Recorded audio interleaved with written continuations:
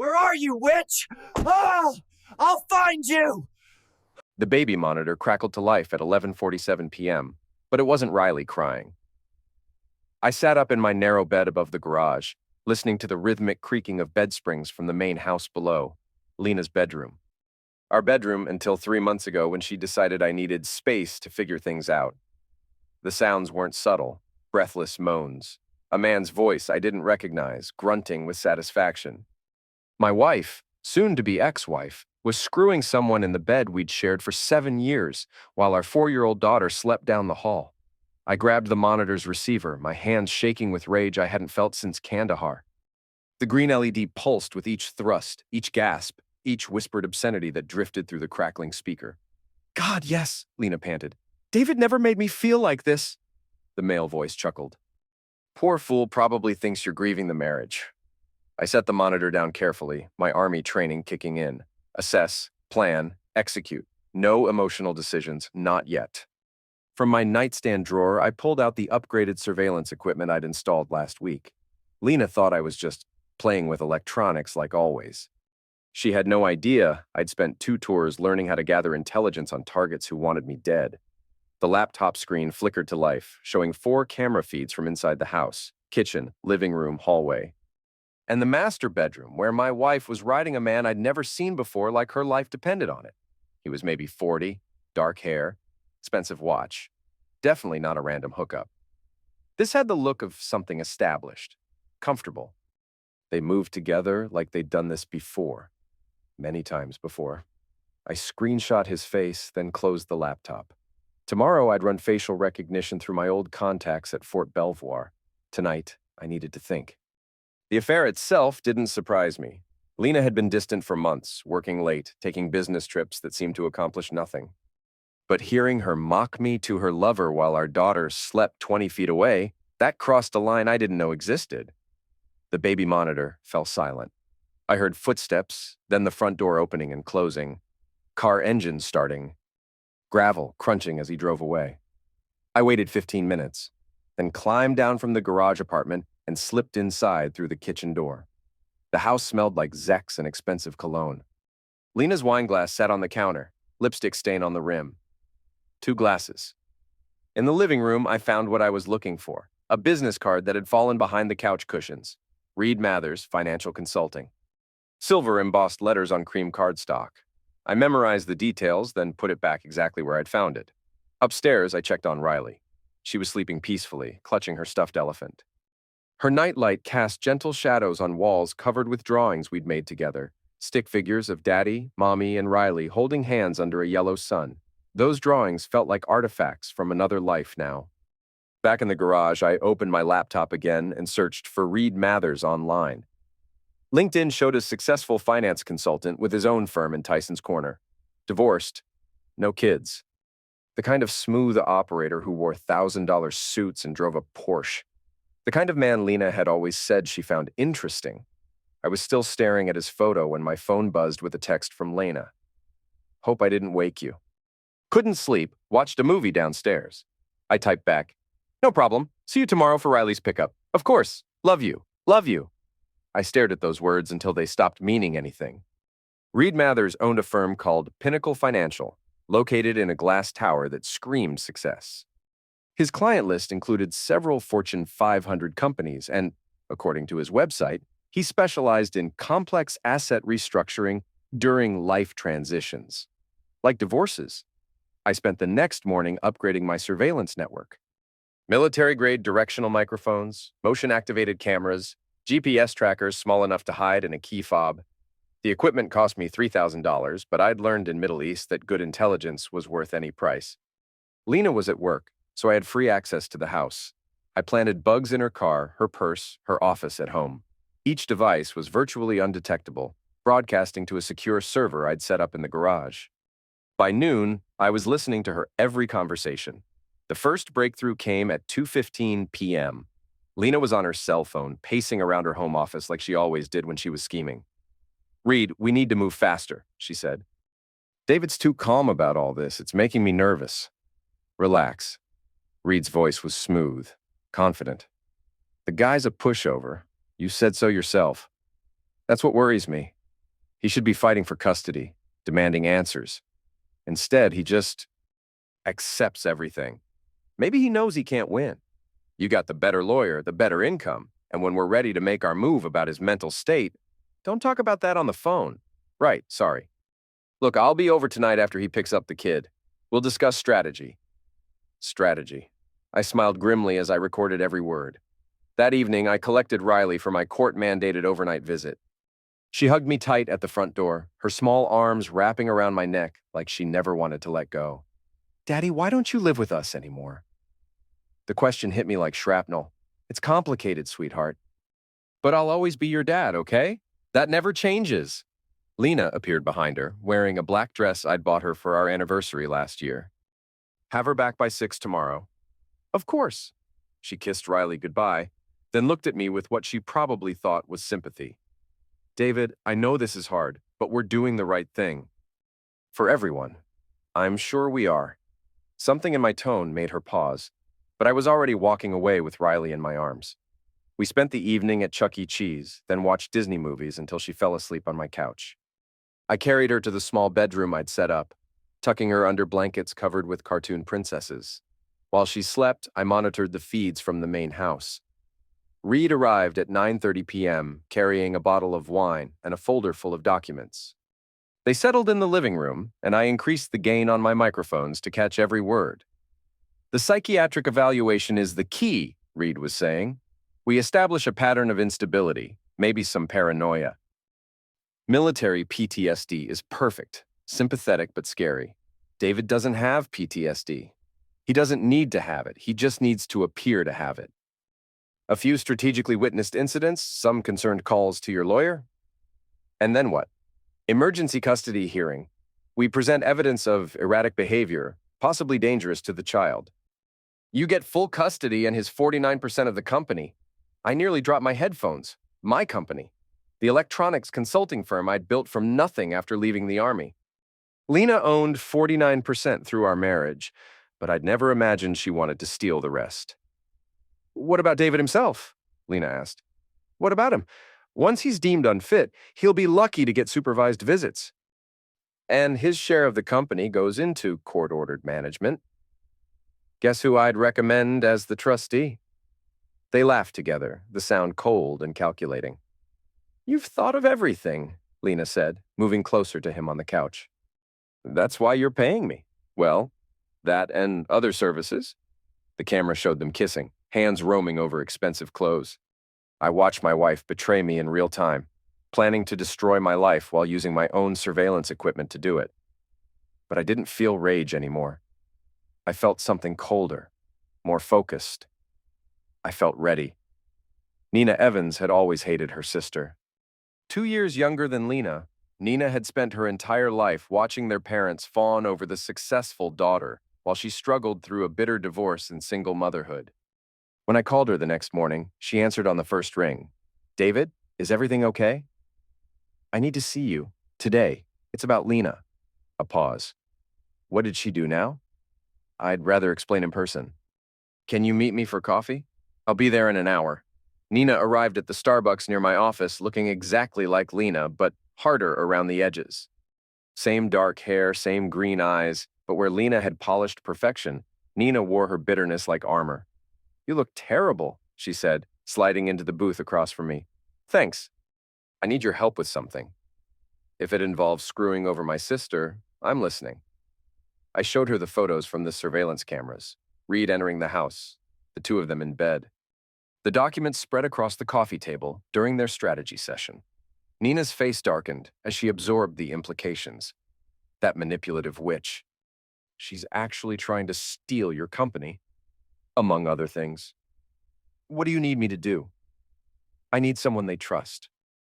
Someone who can get close enough to gather evidence without raising suspicions. Someone like the concerned sister-in-law who just wants to help save the marriage? Exactly. Nina leaned back, a smile spreading across her face. It was the same smile Lena wore when she was planning something cruel, but directed at the right target for once. I've been waiting my whole life for this conversation, she said. What's the plan? I outlined my strategy. Nina would approach Lena with offers to help, to mediate, to understand David's perspective. She'd wear a wire, gather recordings, document everything they planned to do to me. You know she'll see right through it, Nina warned. Oh, Lena's not stupid. She doesn't have to believe you care about me. She just has to believe you care about Riley, and about getting your hands on some of that company money if the divorce goes badly for me. Nina's laugh was bitter. Oh, she'll believe that. Money's the only thing Lena thinks anyone cares about. That afternoon, Nina called Lena and arranged a sisterly lunch for the following day. While they were meeting, I used my access to the house to plant additional surveillance equipment and clone Lena's laptop hard drive. What I found in her files confirmed my worst fears. Email chains with Reed going back 8 months. Detailed financial projections showing how they'd split my company assets. Research into commitment procedures for veterans with PTSD. Even a draft statement for the custody hearing, describing me as increasingly paranoid and potentially violent. The most damning file was titled davidincidents.docs, a fabricated timeline of disturbing behavior I'd supposedly exhibited over the past year. Talking to myself, angry outbursts, irrational suspicions about being watched. None of it had happened, but it was convincing enough to fool a family court judge who didn't know me personally. At the bottom of the document was a note. Need to provoke 2, 3 more incidents before filing. Reed suggests sedating. I printed everything, then erased any trace of my access to her system. When Nina returned from lunch, she was grinning like a shark. Your wife is even worse than I thought, she said. She spent an hour complaining about how you're losing it and might be dangerous to Riley. Wanted to know if I'd noticed any strange behavior. What did you tell her? That you seemed stressed but devoted to Riley. That I was worried about both of you. Nina's expression hardened. Then she asked if I thought you might be capable of violence. And I told her what she wanted to hear, that military guys sometimes snap, that I'd keep an eye on you and let her know if I saw anything concerning. Perfect. Now, we wait for them to make their move. Nina studied me for a long moment. David, what exactly are you planning here? Because if you're thinking about doing something stupid, I'm not going to hurt anyone, I said. But I'm not going to let them destroy my life either. Sometimes the best defense is a good offense. My sister's not going to just roll over and take whatever you're planning. I'm counting on that. The sedating attempt came 3 days later, exactly as I'd predicted. Lena invited me to dinner to discuss Riley's needs during the divorce proceedings. The invitation came via text, casual and concerned, the perfect setup for what she and Reed had planned. I arrived at 7 p.m. sharp, carrying flowers and wearing a hidden camera the size of a button. Lena had prepared my favorite meal, salmon with rice, asparagus, and a bottle of the Pinot Grigio we'd shared on our honeymoon. This is nice, I said, settling into my usual chair at the kitchen table. Feels almost normal. That's what I was hoping for. Lena poured wine into 2 glasses, handling mine with exaggerated care. I know things have been tense, but we need to put Riley first. I accepted the glass, noting how she watched my every movement. The wine looked normal, smelled normal, but I'd learned to trust my instincts in places where mistakes meant end. To Riley, I said, raising the glass, to doing what's right for our daughter. We clinked glasses. I brought mine to my lips, pretending to drink while actually letting the wine touch only the rim. When Lena looked away to serve dinner, I switched our glasses. The conversation was pleasant, almost nostalgic. Lena reminisced about our early years, our courtship, the day Riley was born. She seemed genuinely emotional, and for a moment I wondered if I'd misjudged her intentions. Then, she started pushing the wine. You're not drinking, she observed. Just savoring it. This is good stuff. Have some more. You look stressed. The booze might help you relax. I'm fine, really. David, when's the last time you had a good night's sleep? You've lost weight. You look... She paused as if searching for the right words. You look like you're struggling. Maybe I am struggling. Finding out your wife wants a divorce tends to mess with your head. I know, and I feel terrible about that. But maybe this is an opportunity. A chance for both of us to figure out what we really want. She leaned forward, touching my hand. Drink with me, like old times. I picked up the glass, the one that had originally been hers, and took a long swallow. You're right. To new beginnings. Relief flickered across her face. We finished dinner while she kept encouraging me to drink more. By the end of the meal, I'd consumed most of the bottle while she'd barely touched her glass. I should probably head back, I said, standing carefully. Don't want to drive if I'm too buzzed. Are you okay to walk? The garage is pretty far. I'll be fine. Thanks for dinner, Lena. This was nice. She walked me to the door, watching closely as I made my way across the yard. I stumbled once, deliberately, and heard her sharp intake of breath behind me. Back in the garage, I waited 30 minutes, then called Nina. It's done, I said. She sedated the wine just like we expected. Are you okay? I switched the glasses. She drank whatever she meant to give me. I poured my glass into a sample bottle for testing. Jesus, David. What if it was something dangerous? Then we'll have even better evidence for court. The next morning, Lena texted me. How are you feeling? You seemed a little off last night. I responded. Hungover, haven't had that much wine in ages. Sorry if I was weird. You weren't weird, just different. Are you sure you're okay? The concern in her message was almost convincing. If I hadn't known she was fishing for signs that her pills had worked, I might have believed she actually cared. I took the wine sample to a private lab Nina had found, one that specialized in toxicology testing for legal cases. The results came back 2 days later: lorazepam and zolpidem, Ativan and Ambien, in doses high enough to cause serious disorientation and memory loss. If I'd actually consumed that wine, I would have been in no condition to drive home. More likely, I would have passed out at the dinner table, giving Lena the perfect opportunity to call 911 and report an episode. The medical records would have shown pills in my system. Her lawyer would have painted it as evidence of substance misuse or psychological breakdown. My word against hers, with chemical proof that I was unstable. Instead, I had chemical proof that she was trying to frame me. I sealed the lab report in an envelope and placed it in my safe, along with copies of all the surveillance footage and the documents from her computer. My evidence file was growing thicker by the day, but I wasn't ready to use it yet. Not until I had everything I needed to destroy both of them completely. Reed made his first mistake the following Tuesday. I was leaving the grocery store when he approached me in the parking lot, trying to look casual but radiating aggression like heat from a fire. He wore his usual expensive suit, but his face was flushed with anger. David Cross? I turned slowly, recognizing him from the surveillance footage. Yes? I'm Reed Mathers. I work with your wife. Nice to meet you. He stepped closer, invading my personal space in a way that made my combat training kick in. I stayed relaxed, hands visible, posture non-threatening. But I was ready. I know what you're doing, he said. I'm buying groceries. Don't play stupid. The surveillance, the paranoid behavior. Lena's told me everything. I blinked, looking confused. I'm sorry, I don't understand.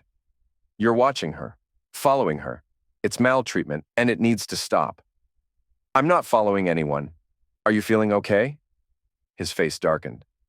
Listen, you military a-hole, your marriage is over. Accept it and move on, or things are going to get ugly.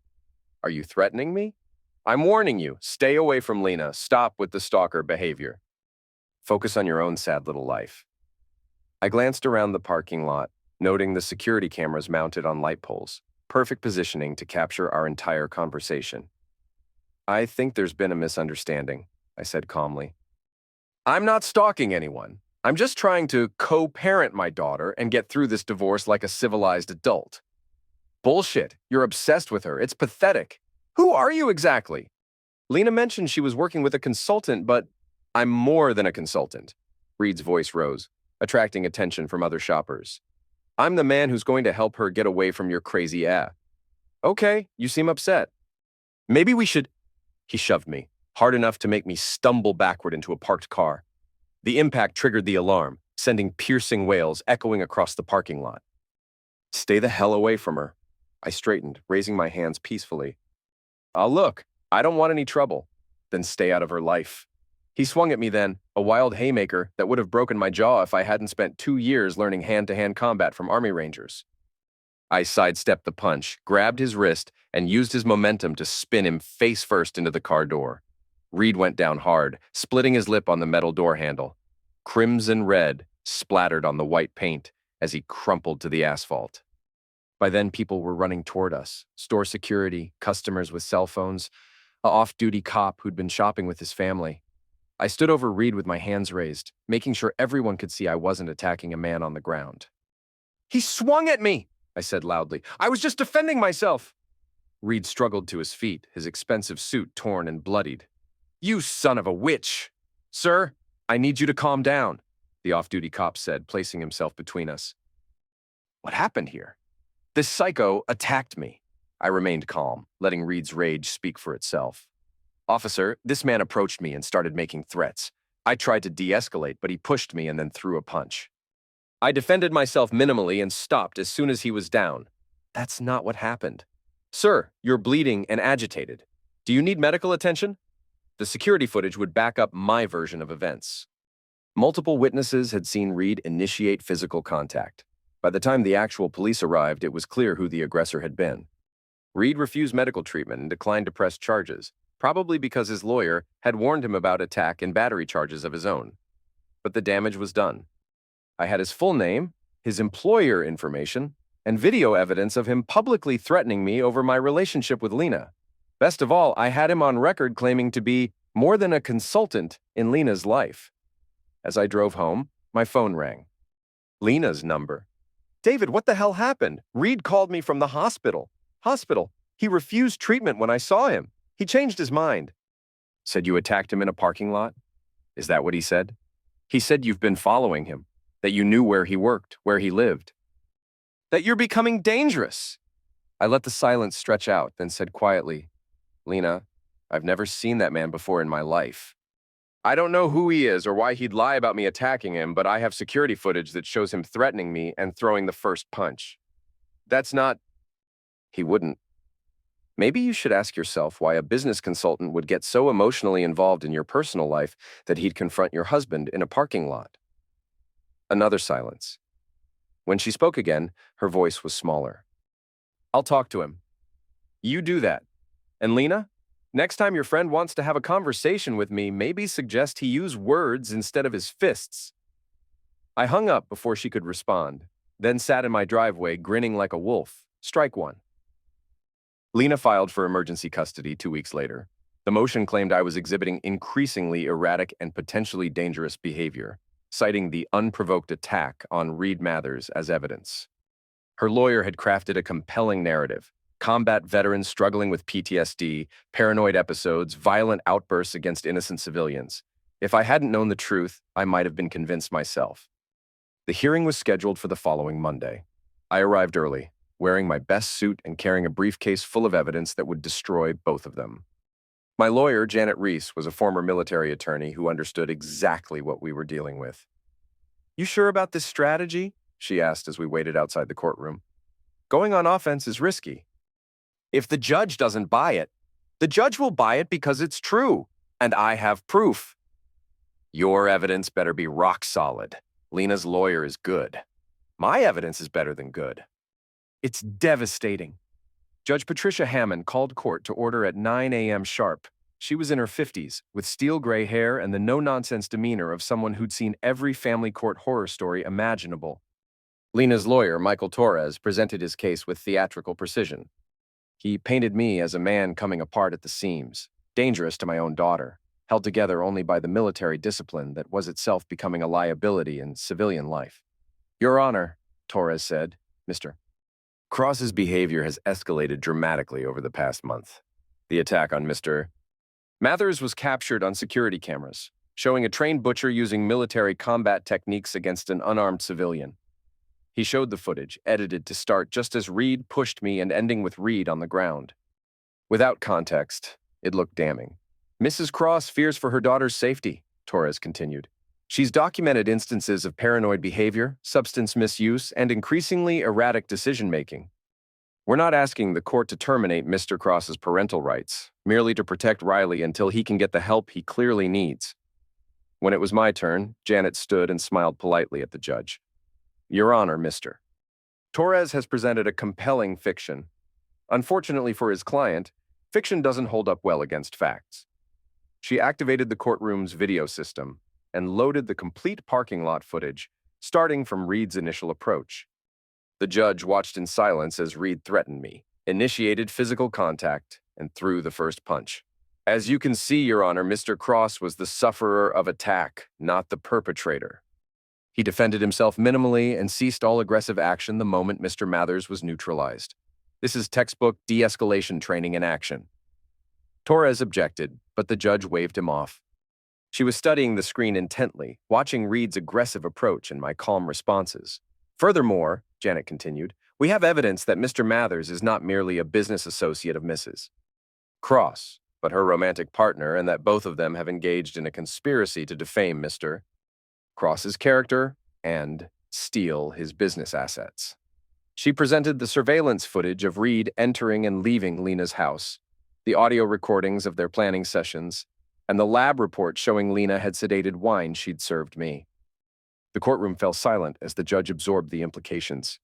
Lena sat frozen at the plaintiff's table, her face pale as death. Torres was frantically shuffling through papers, looking for some way to object to evidence he hadn't expected. Your Honor, Janet said, Mrs. Cross and Mr. Mathers have engaged in infidelity, conspiracy, and attempted sedating in pursuit of their goal to steal Mr. Cross's business and deny him access to his daughter. Mr. Cross is not the unstable party in this equation. Judge Hammond looked at Lena with undisguised disgust. Mrs. Cross, do you care to explain these recordings? Lena stood on shaking legs. Your Honor, those recordings are taken out of context. David has been surveilling me illegally. Answer the question. Did you pill your husband's wine? It wasn't. He seemed so stressed, You thought you'd sedate him without his knowledge? Using prescription medications that could have eliminated him in combination with booze? Torres tried to object, but Judge Hammond cut him off with a look that could have frozen hellfire. Mrs. Cross, your motion for emergency custody is denied. Furthermore, I'm ordering a full psychiatric evaluation for you, not Mr. Cross. I'm also referring this case to the district attorney for possible criminal charges related to sedating and conspiracy. Lena collapsed back into her chair, tears streaming down her face. In the gallery behind her, I spotted Reed, trying to slip out of the courtroom unnoticed. Mr. Mathers, Judge Hammond called out, please remain seated. I have questions for you as well. The next hour was the most satisfying of my adult life. Under oath, Reed was forced to admit to the affair, the conspiracy, and his role in attacking me in the parking lot. His smooth confidence crumbled under Janet's cross-examination, revealing him as exactly what he was, a sleazy opportunist who'd thought he could manipulate a damaged marriage for profit. By the time court adjourned, Lena had lost her custody motion. Reed was facing potential criminal charges, and I had been awarded temporary full custody of Riley pending Lena's psychiatric evaluation. Outside the courthouse, Lena cornered me near my car. David, please, you have to understand, I never meant for things to go this far. Which part? The affair? The conspiracy? Or the attempt to pill me? All of it. I was scared, confused. Reed said he could help me, that you'd never have to know. But I did know. I knew everything, Lena.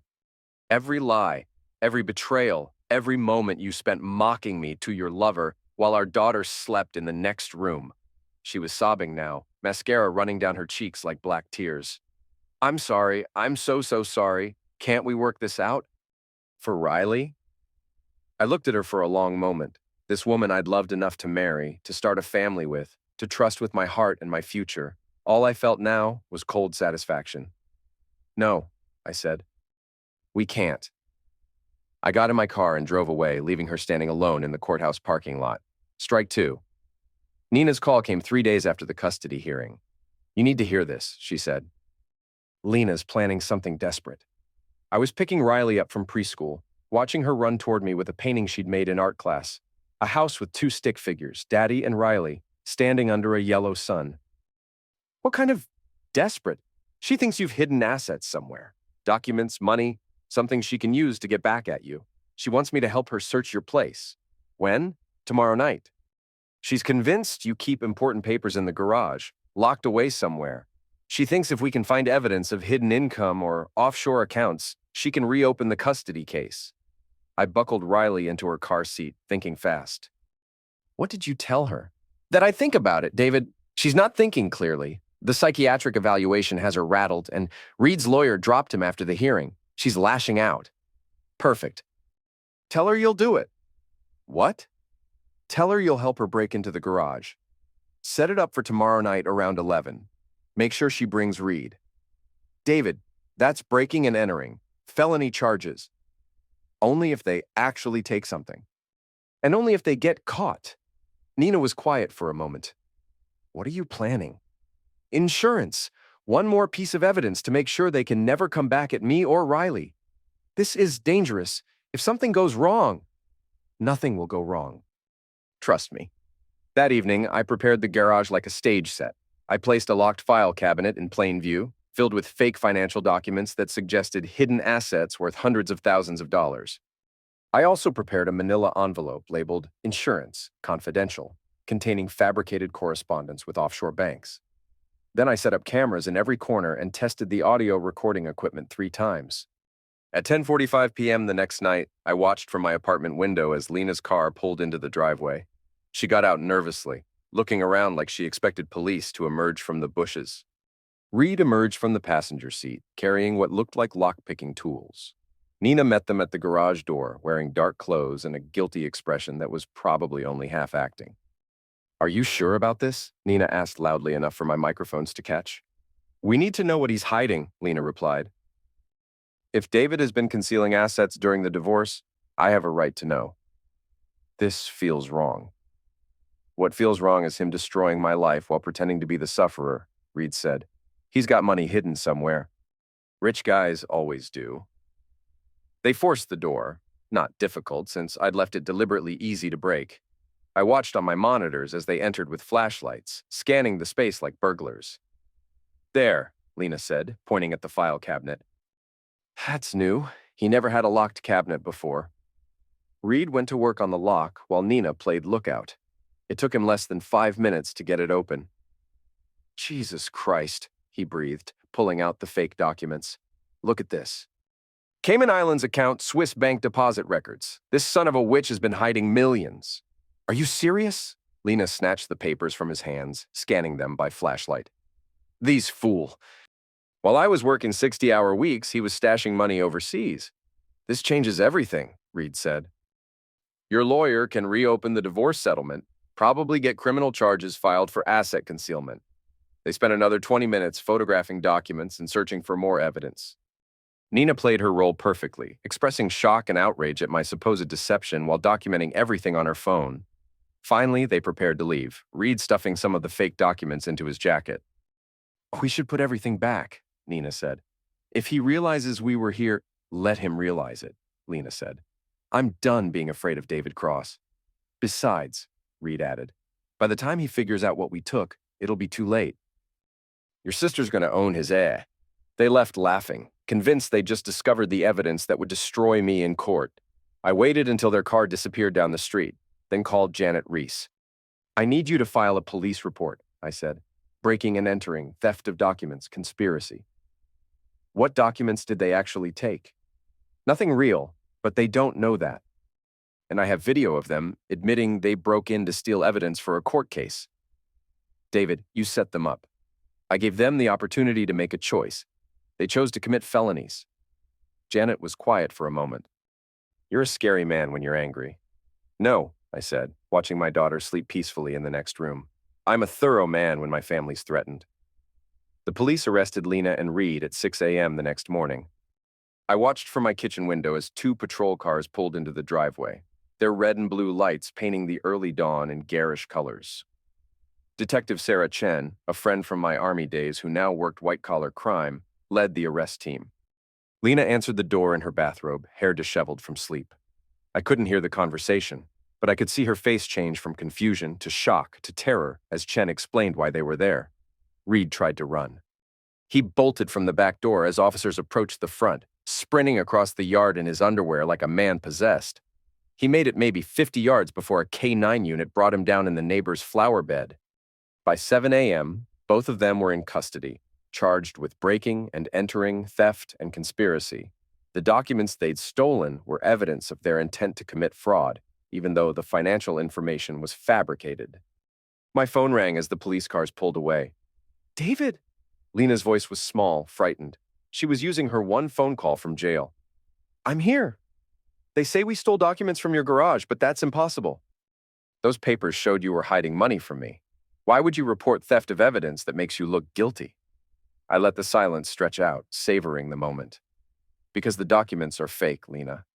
Every account number, every bank statement, every piece of evidence you thought you'd found. I created all of it. The intake of breath on the other end was sharp enough to cut glass. But why would you? To catch you in the act. To get you on video committing felonies while bragging about destroying my life. To prove to any judge who'll listen that you and Reed are criminals willing to break into my home and steal whatever you think might hurt me. You son of a witch. Actually, that would be you. The mother of my child, conspiring with her lover to frame me for mental illness and steal my business.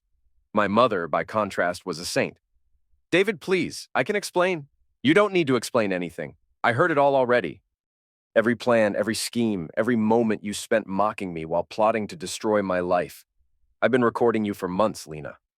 Every phone call, every meeting with Reed, every moment you thought you were safe. The silence stretched so long, I wondered if she'd hung up. I'm pregnant, she whispered finally. With your baby. I closed my eyes, feeling something cold settle in my chest. Even now, even from jail, she was trying to manipulate me. When?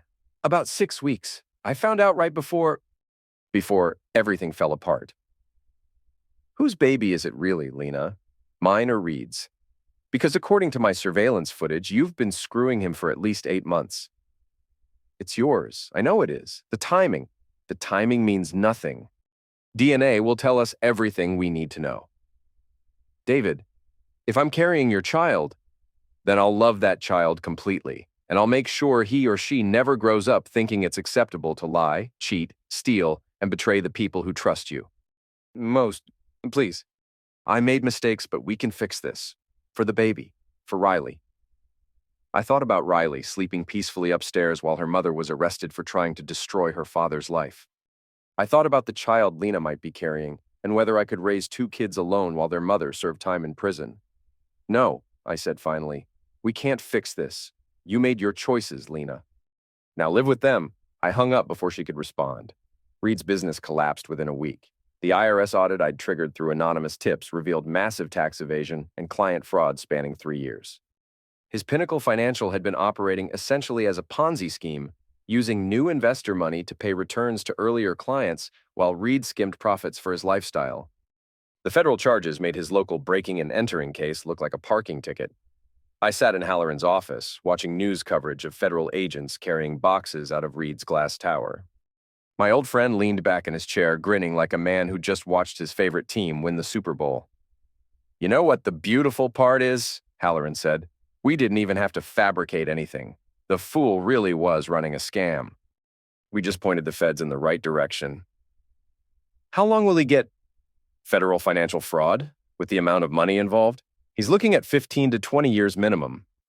Maybe 30 if they can prove he was laundering money for other clients. I felt a satisfaction so deep it was almost spiritual. Reed had targeted my family thinking I was weak, vulnerable, an easy mark for his schemes. Instead, he triggered an investigation that would destroy his entire criminal enterprise. What about Lena? Different story. Breaking and entering, conspiracy, the sedating incident. She's looking at maybe 2 to 5 years if she takes a plea deal. Could be more if she goes to trial and loses. And the baby? Halloran's expression softened slightly. That complicates things. Courts don't like sending pregnant women to prison.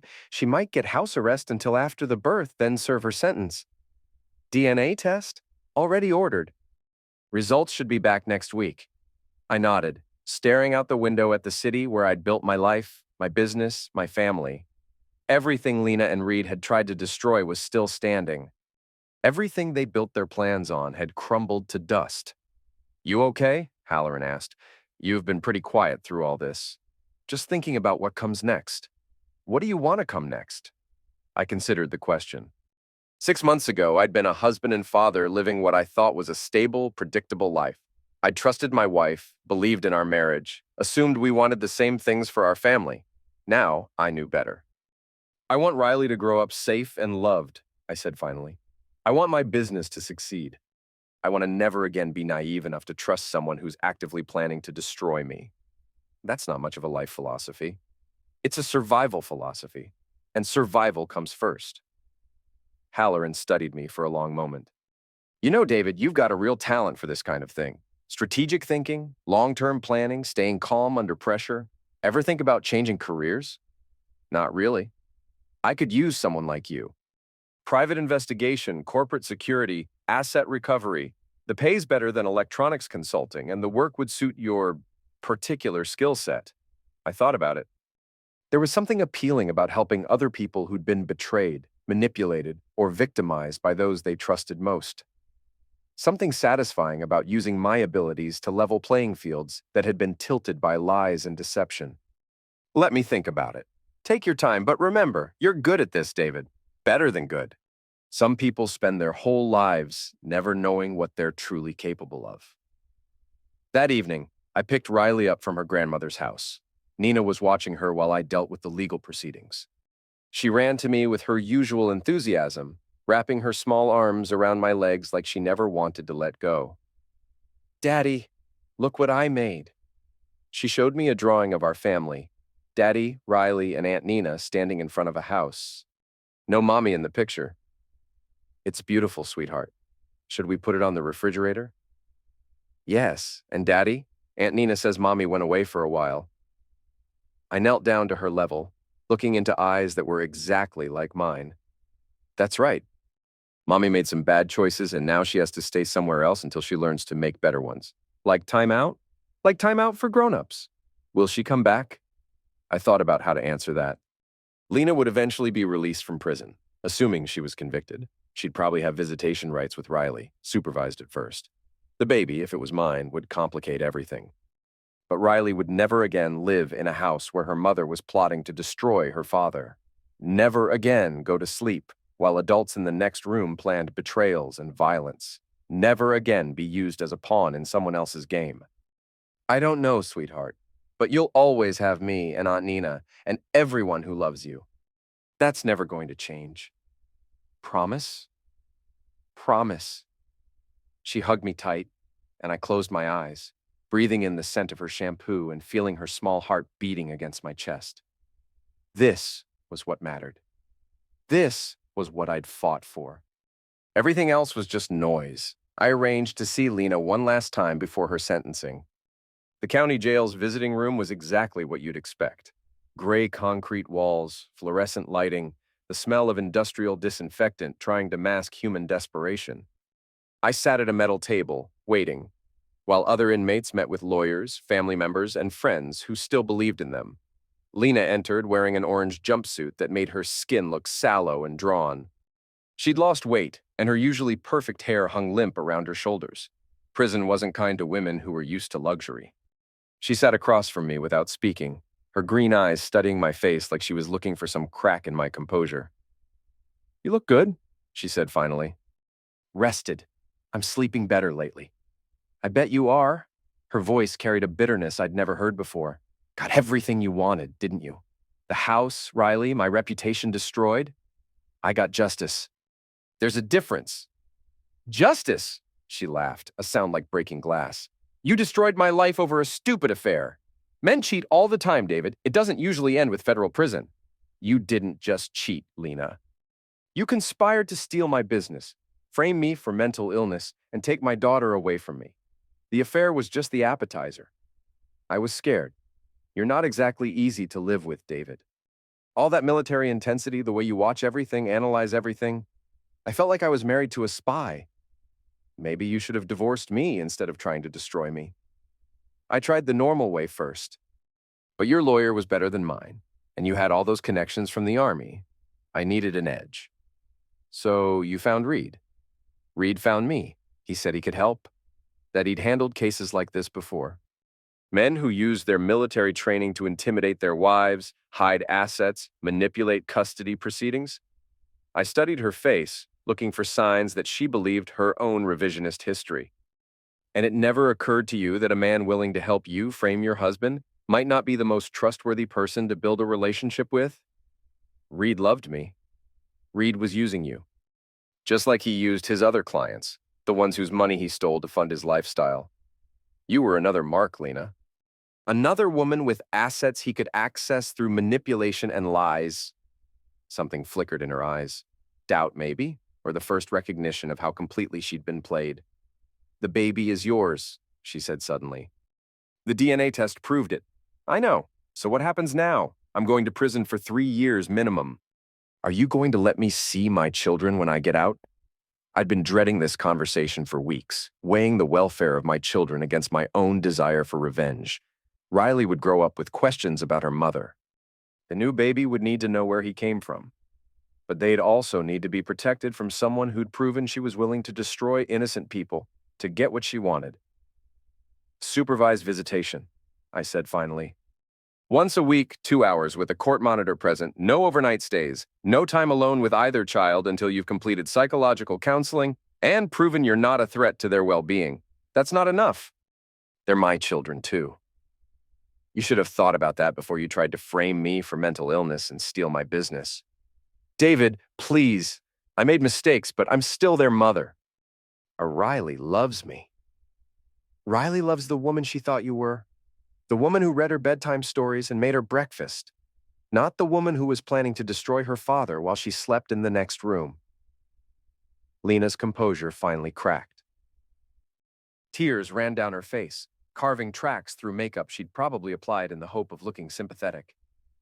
"I'm sorry," she whispered. "I'm so sorry for all of it. The affair, the conspiracy, everything Reed and I planned. I was angry and scared, and I made terrible choices. I know you're sorry. You're sorry you got caught. That's not fair." "Fair?" I leaned forward, lowering my voice so the guards couldn't hear. "You want to talk about fair? Fair would have been divorcing me honestly and splitting our assets according to law. Fair would have been putting Riley's welfare ahead of your own desires. Fair would have been treating the father of your children with basic human decency instead of conspiring to destroy his life. I never wanted to hurt Riley, but you were willing to risk it. You were willing to take her father away from her, to raise her in a home built on lies and stolen money, to teach her that betrayal and manipulation are acceptable ways to get what you want." I stood up, our time almost finished. "You want to know what fair would be, Lena? Fair would be you never seeing either of your children again. Fair would be them growing up believing their mother was dead instead of knowing she chose a con man over their family. David, but I'm not going to do that. I'm going to follow the law, honor the court's decisions, and give you the opportunity to prove you can be a decent mother to the children you nearly destroyed. That's not justice, Lena. That's mercy." I walked toward the exit without looking back. "David," she called after me. "David, wait." I kept walking. Outside the jail, I sat in my car for several minutes, letting the afternoon sun warm my face while I processed what I'd seen. The woman I'd married was gone, replaced by someone I barely recognized. Someone broken by her own choices and the consequences that followed.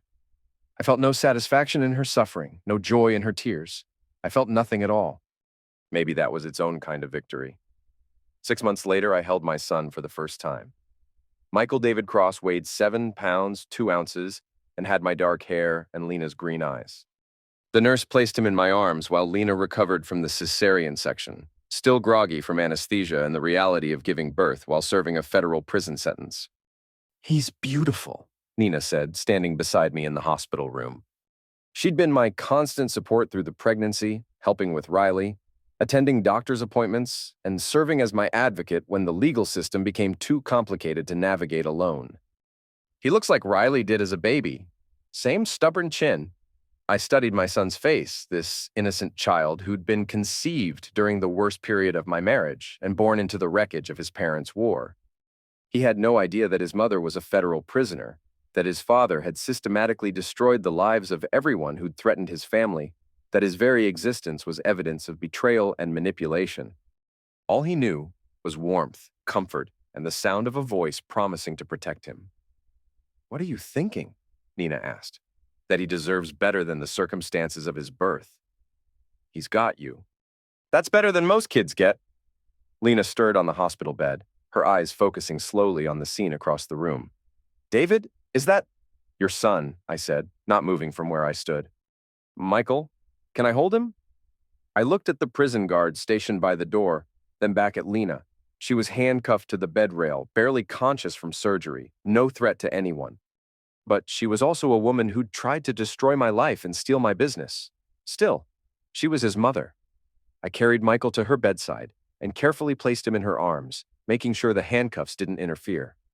Lena looked down at our son with an expression I hadn't seen from her in years. Genuine, uncomplicated love. "He's perfect," she whispered. "David, he's absolutely perfect." "Yes, he is. I'm going to be a good mother to him. I know I made mistakes with Riley, with everything, but I'm going to do better. I'm going to—" "Lena," I interrupted her gently. "You don't get to make promises anymore. You get to make choices one day at a time and prove through your actions whether you're capable of being the mother these children deserve." She looked up at me, tears streaming down her face. "I want to try." "Then try. But understand that your wants don't determine what happens to our children. Their welfare does." The guard announced that visiting time was over. I took Michael back from Lena's arms, ignoring her soft protests, and prepared to leave. "David," she called as I reached the door. "Thank you for bringing him to see me, for not shutting me out completely." I turned back one last time. "I didn't do it for you, Lena. I did it for him. Every child deserves to know where they came from, even if they choose a different path." Outside the hospital, I strapped Michael into the car seat I'd installed that morning. Riley was waiting at home with Nina, excited to meet her baby brother and help take care of him. My daughter had adapted to our new life with remarkable resilience. She rarely asked about her mother anymore, accepting Nina's explanations that Mommy was learning to make better choices with the pragmatic wisdom of a 4-year-old. The nightmares had stopped. She slept through the night, played with her friends, laughed at silly jokes. She was becoming herself again, free from the tension and uncertainty that had defined our house during the worst months of the divorce. I drove home through streets that looked different now, familiar but somehow brighter. Spring had arrived early in Virginia, painting the world in fresh greens and soft pastels, new beginnings everywhere I looked.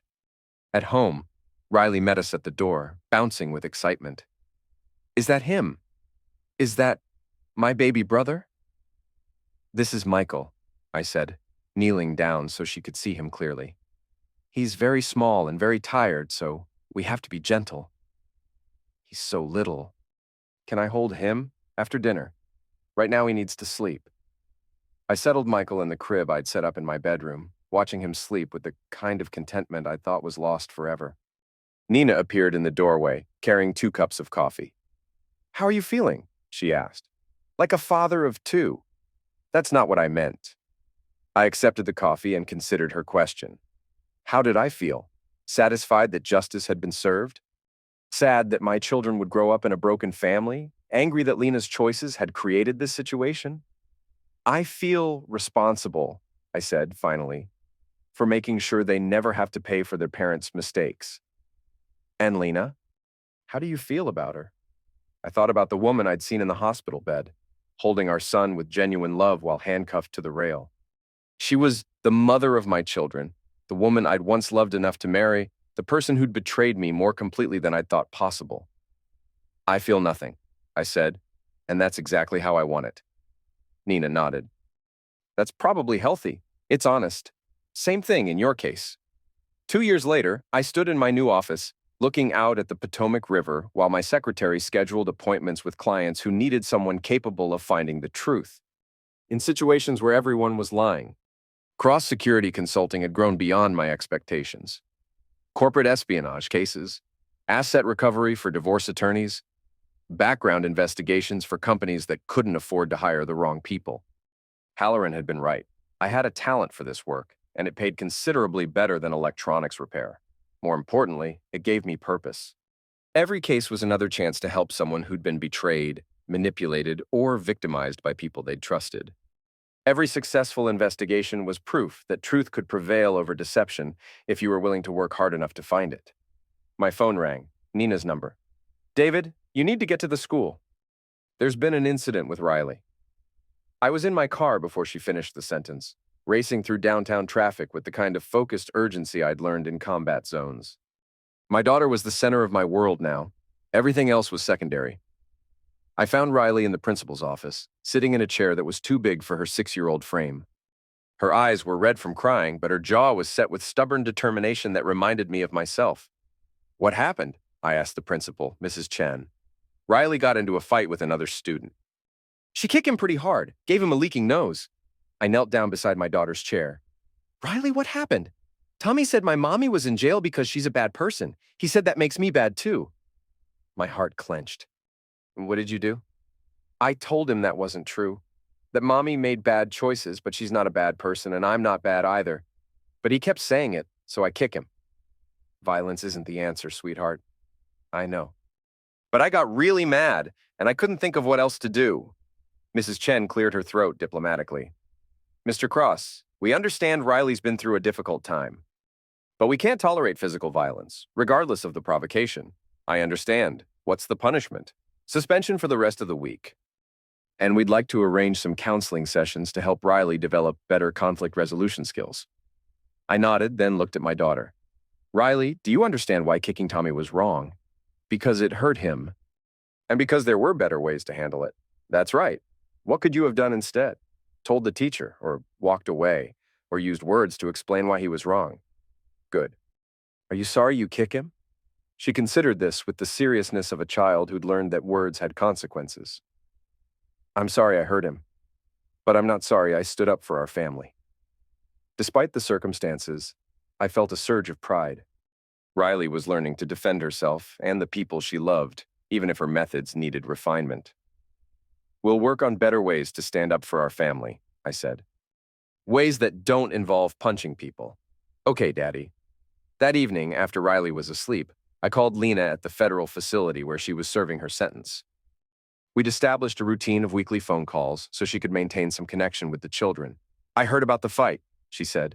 Is Riley okay? She's fine, suspended for a week, but she'll survive. David, I'm so sorry. This is my fault. If I hadn't... Lena, stop. Riley's going to face questions about her family for years. Kids can be cruel and adults can be worse. She needs to learn how to handle it, not hide from it. What do I tell her when she asks about me? The truth. Age appropriate, but honest. You made bad choices, and you're paying the consequences. When you get out, you'll have to prove you've learned from your mistakes. A long pause. Do you think I have? Learned from them? I considered the question.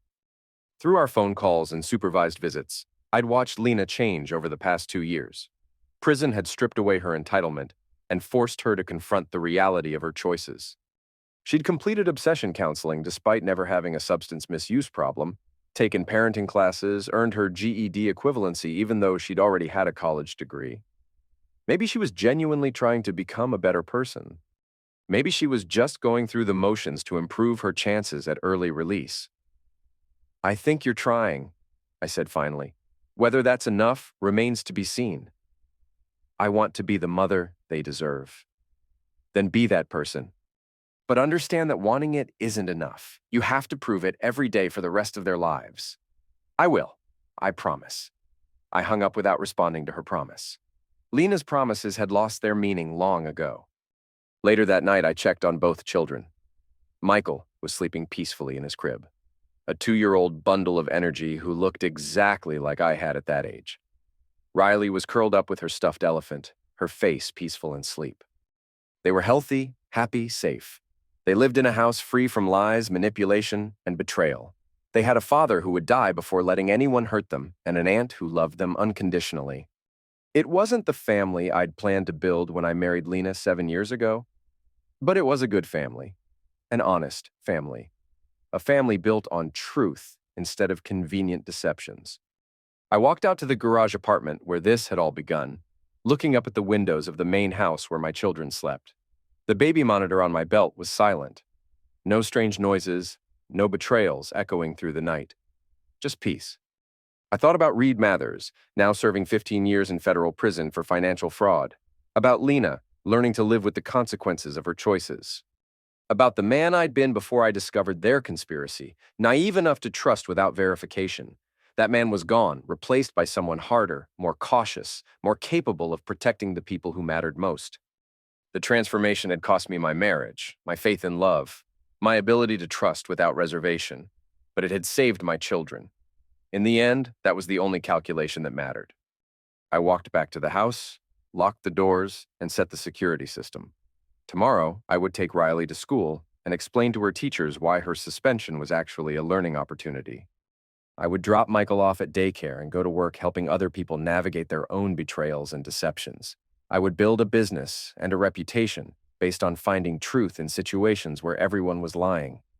But tonight, I would sleep peacefully in a house where the only sounds were the innocent breathing of children who trusted me to keep them safe.